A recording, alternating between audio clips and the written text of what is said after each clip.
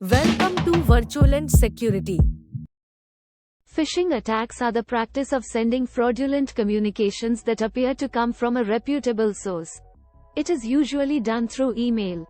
The goal is to steal sensitive data like credit card and login information, or to install malware on the victim's machine. Phishing is a common type of cyber attack that everyone should learn about in order to protect themselves. We help you see through fraudsters' tactics in this blog, as we take a look at 5 of the most common phishing scams that you're likely to receive. Email phishing. Most phishing attacks are sent by email, domain spoofing. The crook will register a fake domain that mimics a genuine organization and sends thousands of generic requests.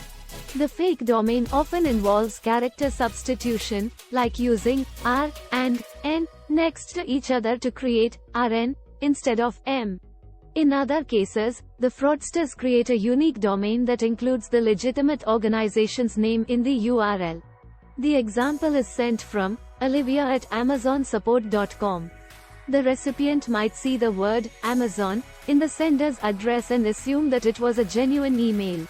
There are many ways to spot a phishing email, but as a general rule, you should always check the email address of a message that asks you to click a link or download an attachment. Spear phishing. There are 2 other, more sophisticated, types of phishing involving email. The first, spear phishing, describes malicious emails sent to a specific person. Criminals who do this will already have some or all of the following information about the victim: their name, place of employment, job title, email address, and specific information about their job role. You can see in the example how much more convincing spear phishing emails are compared to standard scams. The fraudster has the wherewithal to address the individual by name and, presumably, knows that their job role involves making bank transfers on behalf of the company.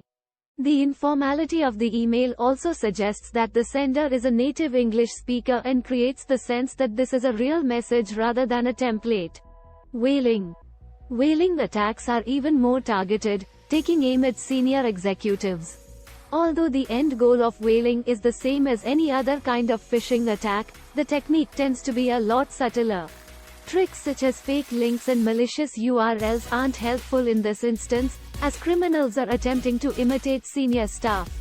Whaling emails also commonly use the pretext of a busy CEO who wants an employee to do them a favor.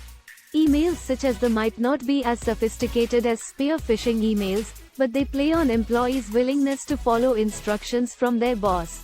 Recipients might suspect that something is amiss but are too afraid to confront the sender to suggest that they are being unprofessional.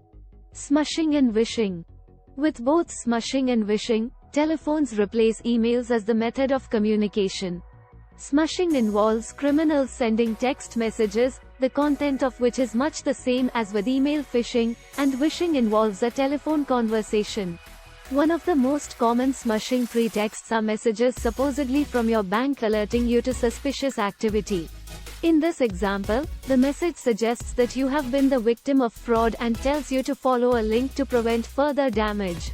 However, the link directs the recipient to a website controlled by the fraudster and designed to capture your banking details. Angler phishing. A relatively new attack vector, social media offers several ways for criminals to trick people. Fake URLs, cloned websites, posts, and tweets, and instant messaging, which is essentially the same as smushing, can all be used to persuade people to divulge sensitive information or download malware. Alternatively, criminals can use the data that people willingly post on social media to create highly targeted attacks. As this example demonstrates, angler phishing is often made possible due to the number of people containing organizations directly on social media with complaints. Organizations often use these as an opportunity to mitigate the damage, usually by giving the individual a refund. However, scammers are adept at hijacking responses and asking the customer to provide their personal details. They are seemingly doing this to facilitate some form of compensation, but it is instead done to compromise their accounts. If you like this video, please do like, share, and subscribe. Click on bell icon for more updates.